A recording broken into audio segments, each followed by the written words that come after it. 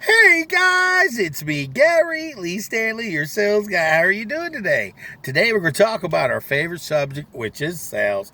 All right, what is our cool subject for today? Our cool subject for today is selling. Stop worrying. God's got this. What did he say? I said selling. Stop worrying. God's got this. And I'm going to tell you what, it sounds pretty easy, don't it? But sometimes as regular human beings, we worry. I'm one of those kind of people. You ever worried about stuff that was out of your control? And then the next thing you know, it was like, why was I worrying? Okay. Well, that's what we do. I'm what you call sometimes a worry wart. And you may have that issue too. But, as a salesperson, we need to be a little bit more thick-skinned. And it sometimes can sound easy, but it's not always that easy. And I'm going to be quite frank with you. I'm one of these kind of people that I pray a lot because, I'm one of these people who, I know what's going on. But see, I'm not telling you how to believe. What I'm trying to do is sometimes you got to get in this mindset that, hey, it's out of your control. It's in God's hands and you have to have faith. What is faith? That's believing in stuff that you can't see, and you have to think to yourself, well, it's a possibility. But remember, you can have all kinds of faith, and sometimes things just don't work out the way you want. But see, here's the thing. Why worry about stuff that's out of your control? Now, remember, I told you it sounds easy, but it's really sometimes a little bit difficult for people because we are wanting things to go our way. We're salespeople, and our whole goal is to sell every person that we possibly can. But remember, guys, it's a numbers game, and you're not going to be satisfied with, hey, you're not going to get every one of them. But it's the truth, and you got to stop worrying. What happens is when you become a worrier, when you're a salesperson, you get this thing called salesman's breath. And it don't smell real good. It makes you look real desperate. And I'm going to tell you what, I'm not only talking to you, I'm talking about old Gary Lee. And the reason why I'm able to share these feelings with you or tell you this insight is because I've been there and I've done that. I've been in sales since the 80s in one form or capacity. I've seen the good, the bad, the ugly, and the warts and all. And I always like to share things that I'm dealing with because this platform that we're at, we're real salespeople. We deal with selling on a daily basis. Or you're a person looking into getting into sales and you want to know the truth. A lot of times truth hurts, and sometimes people don't want to deal with truth. But if you are a salesperson, you have ups and downs. You have good days. You have bad days. And like my mom always says, it's okay to have a pity party, but you got to get back to work tomorrow, okay? So don't beat yourself up. Selling, stop worrying. God's got this. It means a lot to me, okay? Because, see, I've been in some companies that went out of business. I had been in business for a long, long time. But one of the key things that I got out of the whole thing was I got better and better and better at selling and having selling conversations, asking good questions, overcoming objections. So you don't really lose when sometimes things are out of your hand. You may say, man, I don't like that feeling. Nobody likes pressure. Nobody likes to lose. Nobody likes not to be able to close. And I'm going to tell you what, if you are a salesperson, this is what we deal with. We have those good days, man. And when's the best time to sell? Right after you had a sale, and go and keep selling and selling. Because sometimes it's weird. It will just dry up and you'll go, dang, what's wrong? What did I do wrong? And you didn't do anything wrong. And then we start getting the salesman's breath. We start doing things that we know we shouldn't do. We cut corners. And listen, guys, when you have good customers, love the ones you're with. You got to love those people. They are a referral base. When times get kind of lean, you need to be able to pick up the phone and call people, check on their services, make sure they're doing real good. And you need to say, hey, do you know anybody else who might be interested in what I got to sell? And sometimes you'd be surprised. And people will be saying, well, I was just thinking about you. I got this problem. Never be afraid of problems. If people have issues, which are like tissues, and they pop up quite frequently as far as your customers are concerned, be open-minded. Listen to your customers. If they got something to complain about, then try to fix it. Try to help them, because you can pull out another referral just based on being there in a time of need. A lot of times people run. They get that first little sale, and next thing you know, you'll never see them again. But see, here's the key to success. Say hello as often. Be kind to everyone, because you never know when you might be selling another product one day. You may be running into people down the road that if you didn't take care of them on the first product, they may not be able to help you buy, or should I say, sell them anything in the future. You know, selling. Stop worrying. God's got this. I'm going to tell you what, one of the things that I've had a problem with is in my life is I've worried. I've worried about things that were, like I said, were out of my control. And remember, sometimes you may not get that sale. It may be one of those tough ones. And then again, it may be you might get that sale because you didn't give up. Failure doesn't mean that you lost a sale. Failure means you got to get to the next person so you can have a good conversation and you keep going and going and going and going.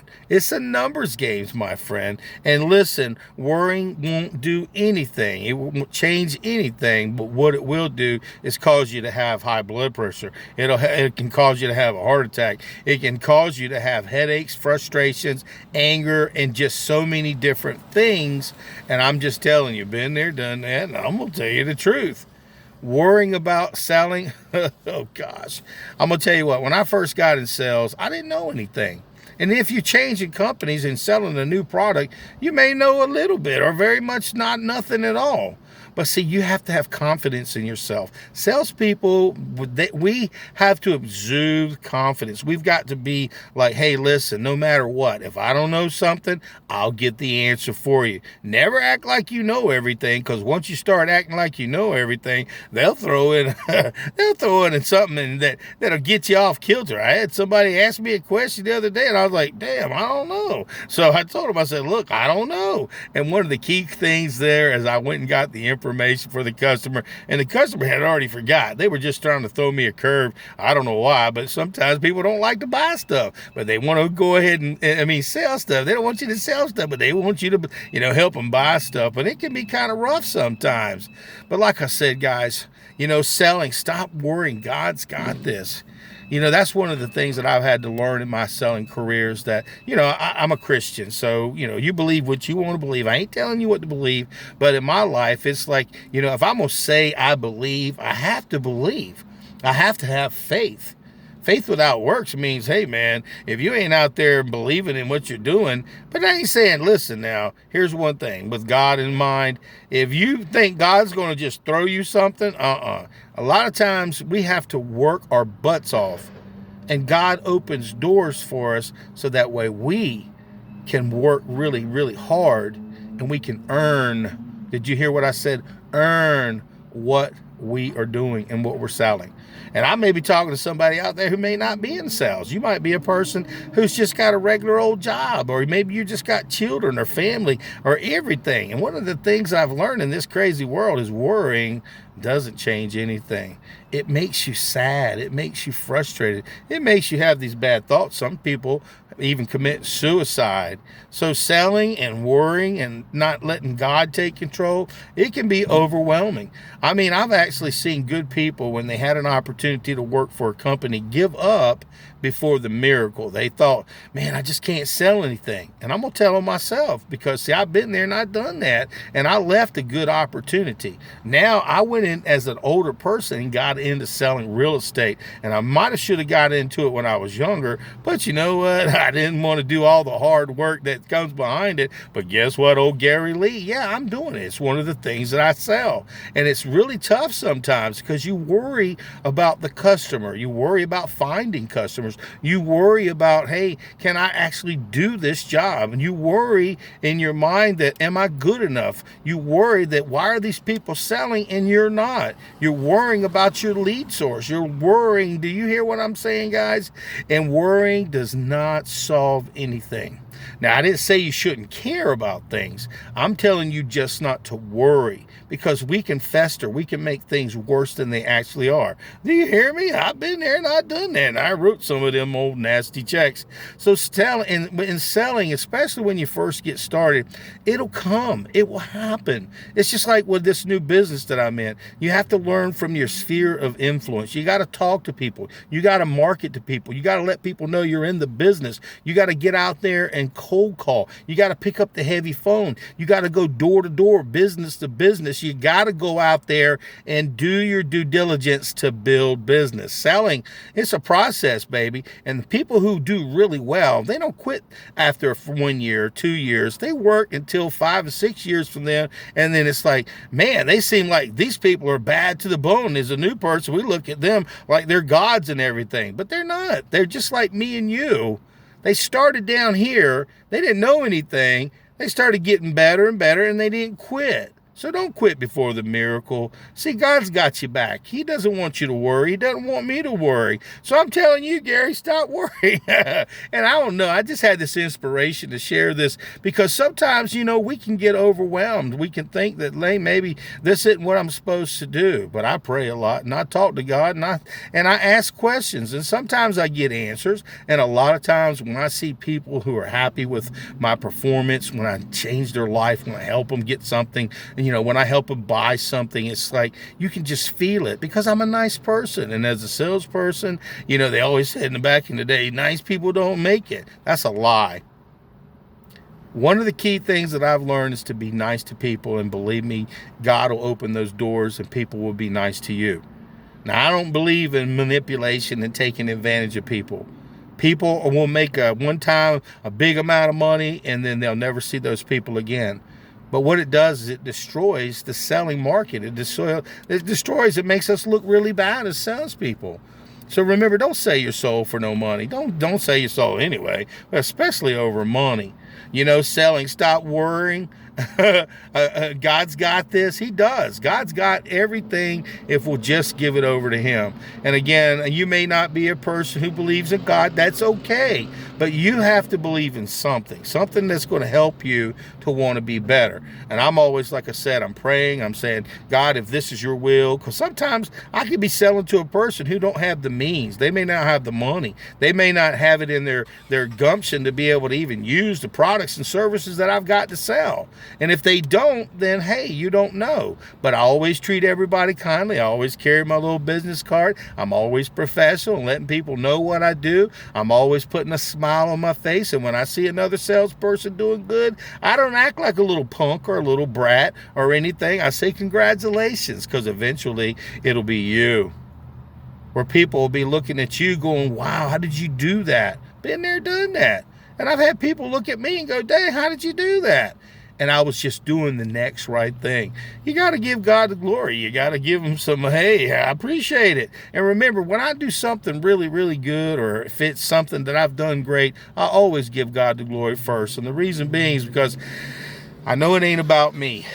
I've learned that it's about other people. So if you're watching this video, you're important and you matter. You really, really mean a lot to me. So give me a thumbs up, share my videos, and it helps the algorithm. So that way it'll get out there and help a lot more people. Because see, we are a worrying society. We worry about everything. We worry how we're going to pay the bills. We worry about our kids. We worry about everything that's just such of a negative nature. But sometimes you got to worry. Now, don't get me wrong. There are some worrying things you got to worry about. Hey, you need to make it on time to work. If you don't, then you're going to lose your job. You got these little frustrations that come across that'll make you a better salesperson. If we don't have any adversity, that means problems or challenges or anything like that, how can you grow? And especially in real estate, I'm going to tell you what, when I got into real estate, I thought it was going to be just a chain cake and all that walk and everything. But I come to find out it ain't like that.